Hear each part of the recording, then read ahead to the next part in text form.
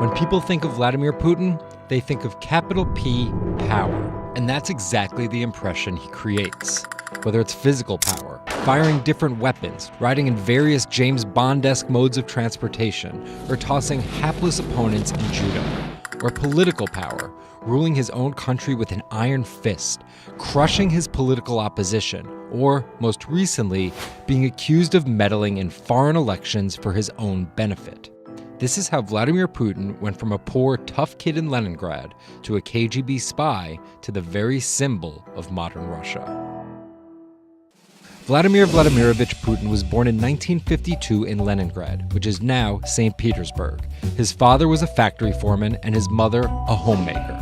It is widely said that Putin's public-facing tough guy persona can be traced back to him getting into fights when he was younger, which paved the way for him to take up judo. After getting a law degree from Leningrad State University, Putin joined the KGB Foreign Intelligence Service. He spent 16 years in the KGB.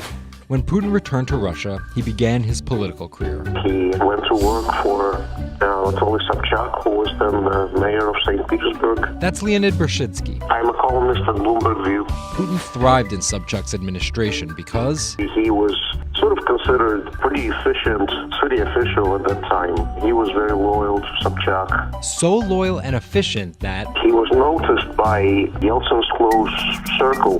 And those people soon brought Putin over to Moscow to work in Yeltsin's administration, where he quickly climbed the political ladder. Then, of course, he was promoted to Prime Minister of Russia. That's Dmitry Trenin. I am currently director of the Carnegie Moscow Center. Around this time, Yeltsin and the people around him, the so-called family, decided that Putin would become Yeltsin's successor. And then this happened. The apartment bombings were carried out in 3 Russian cities, killing 293 people and injuring more than 1,000. Putin immediately accused Chechen separatists for the bombings and followed it up with action. He was credited with having a very successful military campaign against the terrorists. And it worked. After that, he became an heir apparent in the eyes of the Russian people. 3 months later, Yeltsin resigned. And on his way out, a famous exchange. He was getting into the car in the Kremlin, and the last words that he addressed to Putin before getting into his car was, "Take good care of Russia." So Putin took over as president, and 3 months after that, won his first election. But just because Putin won the presidency, that didn't mean he had all the power. This is Michael McFall. I was U.S. ambassador from 2012 to 2014. In the 1990s, there was a fire sale of all the things worth owning in Russia, and certain people, the oligarchs, did better than others in that fire sale, sometimes called privatization, and those people tended to be well connected with the Yeltsin regime, and they weren't Putin's friends. But they probably miscalculated, thinking that they could easily find a way to influence him. It became impossible almost from the start. From that very moment, there was warfare between him and the oligarchs. That's when Putin gave the oligarchs a choice. Putin's way? Some of those people from the 90s managed to figure out a new way of dealing with Putin and have survived. Or prison. Others could not find common vision, and so they lost their assets. Khodorkovsky once was Russia's richest person, worth $15 billion, but he ran afoul of President Vladimir Putin and spent a decade in prison. With domestic power consolidated, Putin focused on restoring Russia's global influence. Putin is the guy who believes in the expansionist Russian state. Georgia and Ukraine and all the other Soviet republics that split off when the Soviet Union fell apart, he still believes that they're traditional Russian satellites. A lot of his strategy is about keeping them in the orbit. That Yeltsin line, take good care of Russia, that's how he understands it. And he used annexation and invasion, as well as oil, gas, and trade to keep former Soviet republics in Russia's orbit.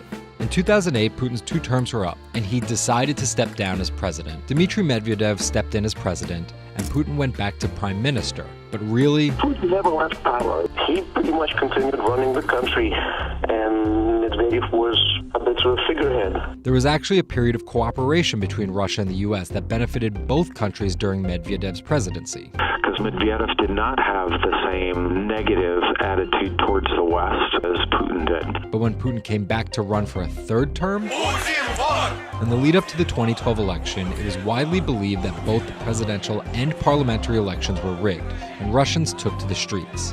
Putin blamed the protests squarely on America, and more specifically, Secretary of State Hillary Clinton. He believed that she had sent, and this is his words, a signal to demonstrators. Still, Putin won by a huge margin and set about crushing the protest movement immediately upon his return to the Kremlin. Over the next few years, Russia's economy tumbled. Putin annexed Crimea, leading to sanctions. The price of oil fell drastically. The ruble hit a new low, and America played down Russia's influence, with Obama calling Russia a regional power. Despite all of that, Putin's approval rating remained sky high, and then an opportunity for payback. I think I'd get along very well with Vladimir Putin. In 2016, there was one candidate who called Vladimir Putin very smart. Trump exhibited tolerance towards Putin's actions annexing Crimea, and similar views on NATO and sanctions. Secretary Clinton didn't support any of those views. Even though Putin denies any wrongdoing, U.S. elections. Yes. the U.S. has accused Russia of being behind the leaking of 20,000 Democratic National Committee emails, which many say helped Trump beat Hillary Clinton in the presidential election. Which leaves us here, with the possibility of a President Putin until 2024, positioning Russia to be the world power he always imagined it should be.